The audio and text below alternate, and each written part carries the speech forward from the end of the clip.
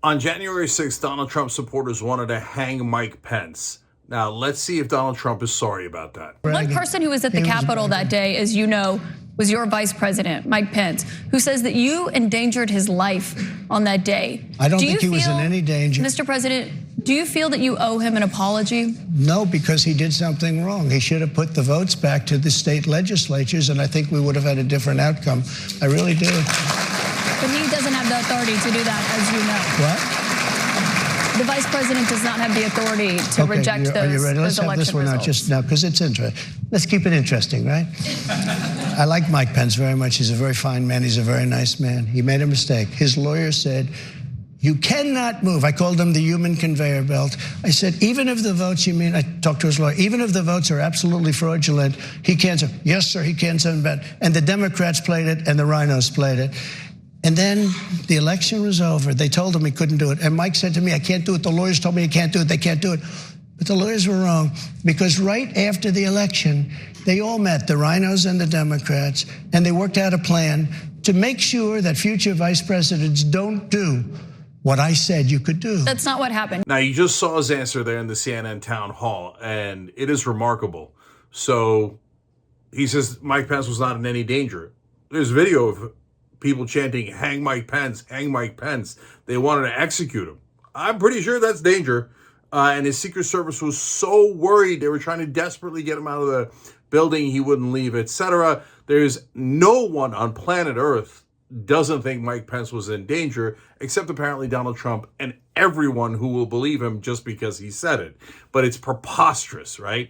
And then he didn't apologize. Look, we have his staffers saying that when they told him that the rioters, Donald Trump's fans, MAGA guys, were looking to murder his vice president, he said he didn't mind.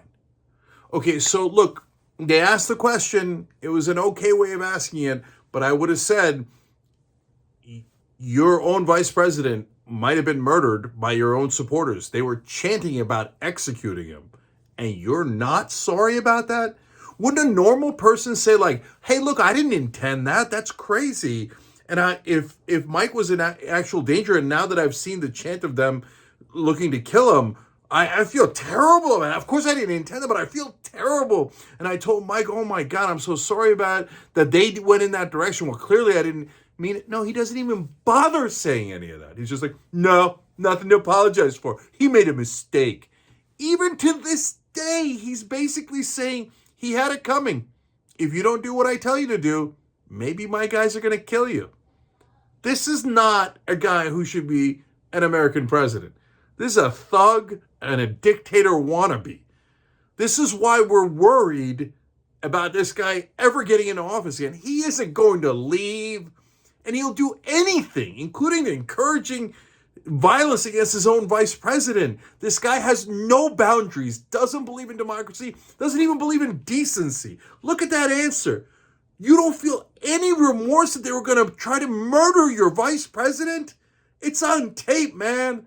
It's unbelievable. But now to the political strategy part of it, when he confuses the issue by saying, they try to pass a law.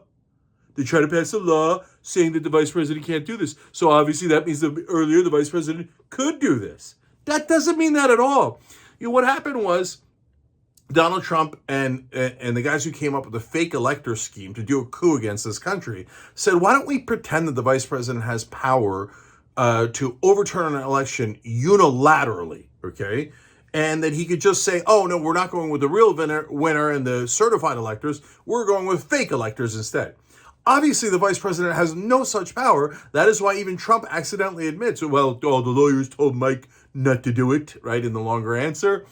Well, yeah. And he's like, but now they're trying to pass a law. That means that he could do it. No, it doesn't mean that. It means that even the Republican senators and congresspeople were so worried about what a monstrous wannabe dictator that you are, that they thought, man, even though this is the most obvious thing in the world and there's this authority does not exist anywhere, we're going to pass another law to make sure this never happens. And by the way, there's a reason why the Republicans care about it, other than theoretically caring about the country and democracy. I'm not sold on that, given how Republicans have treated Donald Trump and and legitimize his insane lies and his insane attack against our democracy. But the second reason is because Republicans don't want the vice president to have that power, because what if it's a Democratic vice president like Kamala Harris? So according to Donald Trump's maniacal idea, any vice president can be like, yeah, I like the way you guys voted. I'm going with the fake electors instead, and I'm overturning the entire election. Hey, right-wingers, you want Kamala Harris to have that power? You sure you want her to have that power? But you know what? They're going to do like Trump did earlier, or at a different point in the debate, when they asked him, well, it looks like, you're basically being hypocritical. You're saying that that there should be an effort to default on our debt when Biden's president, but you didn't think that should be an issue at all when you were president. And he's like, yeah, that's right. That's because I was president back then. That's basically saying, yeah, I'm a hypocrite. What are you going to do about it? And for a lot of Republican voters, they'll be like, oh, he's a hypocrite on this? So what? Okay. And for a lot of independent voters, they'll think, well, I don't know, man. They don't know all of these details. They'll think like, oh, they're trying to pass a new law. Maybe Trump's right. In the old days, the vice president could just decide who the winner is, no matter how people voted. You've got to get better at pinpointing his lies and breaking down his lies. Unfortunately, the media is not very good at that, and the Democrats are awful at it. So that's why he gets away with saying outrageous things like this, and it doesn't cost him politically. Do you think his polling numbers are going to go down because he didn't mind that his own vice president might be murdered by his supporters? They're not going to go down. So that's unfortunately the sixth state of American politics today.